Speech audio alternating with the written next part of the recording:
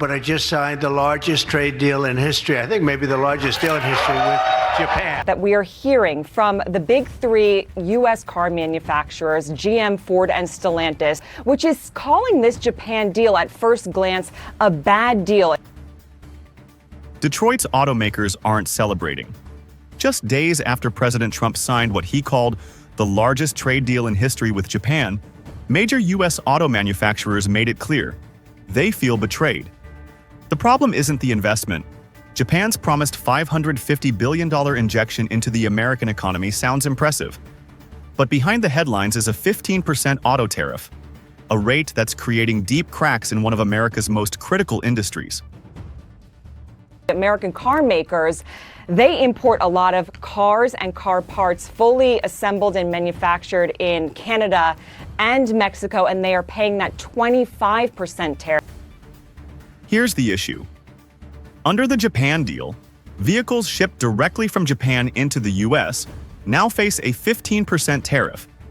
That's lower than the 25% rate currently imposed on many vehicles made in Canada and Mexico, cars that are often assembled with a high percentage of U.S. parts and labor. For Detroit giants like GM, Ford, and Stellantis, this is more than an oversight. It's a direct hit to their competitiveness. These companies built cross-border supply chains under the U.S.-Mexico-Canada agreement, expecting stable and fair treatment. Instead, they're paying more to sell North American-built cars into their own domestic market, while Japanese manufacturers gain a cost edge. Industry groups and labor unions alike have raised concerns, but the pressure is not just theoretical anymore. In auto news, Stellantis posted a loss of $2.7 billion the last quarter, and General Motors reported its revenue is down more than 30%. Stellantis posting losses in the billions and blaming in part due to tariff. Stellantis, the maker of Jeep and Dodge, is already feeling the damage. In the first half of 2025, the company reported a staggering $2.7 billion loss. According to Reuters and the Associated Press, about $350 million of that loss is directly attributed to Trump's auto tariffs. The fallout has spread beyond spreadsheets. The Stellantis plant in Brampton, Ontario, has remained idle since February. More than 3,000 workers are in limbo, and retooling has been paused indefinitely. Meanwhile, the Windsor plant, another key Canadian facility, was forced to shut down for several weeks earlier this year. The company's chief financial officer warned that tariff-related losses could climb to over $1.5 billion by year's end if conditions remain unchanged. I mean, it's wealth destruction. Because they're making less money, they have less money to invest in AI or any other technology that would make their company grow faster or allow them to hire more employees. General Motors is also under pressure. In its second quarter report, GM disclosed a $1.1 billion profit loss. That number is projected to reach between $4 and $5 billion for the year, much of it driven by higher costs tied to tariffs on vehicles and components made in North America. Even though GM is continuing to invest, most notably a $4 billion commitment across U.S. plants, its ability to reinvest in innovation, AI, or EV development is now constrained. Analysts from Axios have called this wealth destruction, because it's not just about bottom lines. It's about momentum lost, about fewer upgrades, fewer jobs, and fewer opportunities for American workers. The irony is hard to ignore. Tariffs were supposed to rebuild American industry, but for the auto sector, they're doing the opposite. Companies that already manufacture in North America are being penalized, while foreign imports, particularly from Japan, gain a cost advantage. And it's not just about dollars. It's about policy stability. Auto executives now face a trade environment where tax rates change by negotiation, not by law. That volatility makes it harder to plan, harder to expand, and harder to protect American jobs. For auto workers, the uncertainty is real. Many won't receive performance-based bonuses this year. Some have been laid off. Others are bracing for more shutdowns if sales keep sliding. In Brampton, Windsor, and Toledo, workers aren't debating trade theory. They're waiting for their next shift and wondering if it's coming. Trump's deal with Japan may look like a political win, but in Detroit, the damage is already done. And for thousands of American and Canadian workers, this America First policy is starting to feel like anything but. Prime Minister Mark Carney will be at the summit tomorrow. Obviously, he'll be talking about trade with the U.S. What are you hoping to hear from him? I'm hoping that we can all contribute to the path forward that means the least tariffs, ideally no tariffs, as quickly as possible. The headlines are loud. Tariffs are coming. August 1st is the deadline. Canada and the United States are scrambling to reach a new trade deal. Steel, autos, agriculture, they dominate every headline. But in the middle of this storm, something's missing from the conversation. Something big. Energy. Canada's most vital export to the US. And yet, it's barely being mentioned. No press briefings, no public threats, no leaks. And in a negotiation as high stakes as this one, that kind of silence is never accidental.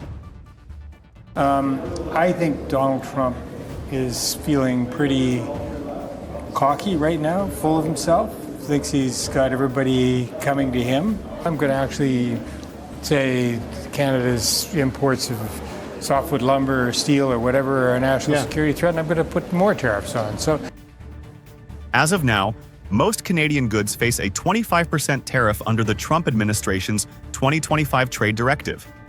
On August 1st, that could rise to 35%. But energy, including oil, uranium, LNG, and hydropower, has stayed at 10%. It's one of the few categories that hasn't been pulled into the tariff crossfire. There's been no official announcement placing energy on or off the negotiating table. And yet, both countries are acting as if it's too sensitive to touch. For now. This silence is drawing attention because it suggests something deeper. Not that energy is off limits, but that it may be too valuable to risk in early talks. If this trade fight is a high-stakes game, then energy might just be the strongest card Canada holds. And that's exactly why it isn't being played. From Washington's side, touching Canadian energy too aggressively could backfire. The United States imports nearly 95% of its uranium, with Canada as its top secure supplier. That uranium feeds the country's nuclear reactors that are about to power a surge in AI-related data centers and clean energy grids. From Ottawa's side, making energy an early bargaining chip could invite dangerous demands. The Trump administration has already pushed for more access to Canada's telecom, banking, and agriculture sectors. Why give them a reason to ask for more?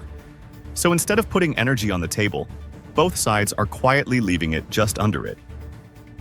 And then we're also looking to extend natural gas access into New Brunswick and support some of the assets that we have, like our LNG plant and our port in St. John that moves a lot of energy product. We also have critical mineral projects that contribute to Canada's defense. While the federal government stays quiet, Canada's provinces are preparing the ground. In New Brunswick, Premier Susan Holt is pushing the Eastern Energy Partnership, a multilateral grid plant linking LNG, nuclear, and wind from Quebec to the Atlantic coast. St. John's Port is being upgraded, and new pipelines are under discussion to connect Western gas to Eastern export routes. Meanwhile, Saskatchewan is solidifying its role as a strategic uranium hub.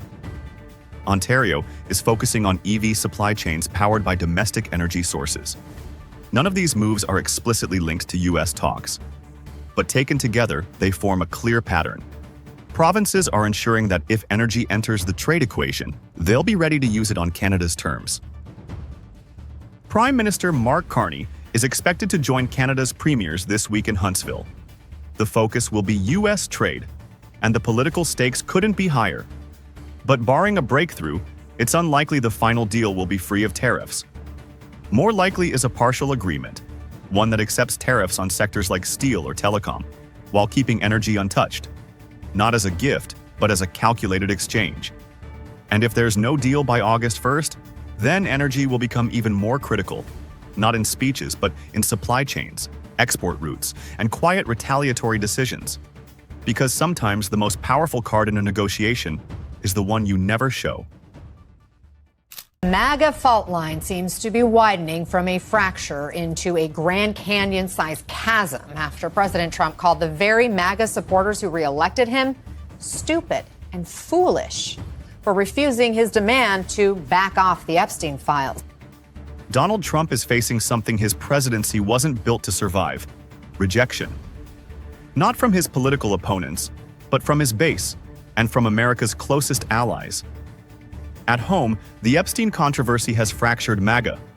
Abroad, Canada, the country once most tightly linked to the U.S. economy, is pulling back. The Trump strategy of power through loyalty is now being tested by the one thing it never planned for: disloyalty. Donald Trump has been the ultimate anti-establishment figure, and in this case, for the first time, his base perceives that he is defending the establishment, that he isn't the guy out there saying, let's declassify everything.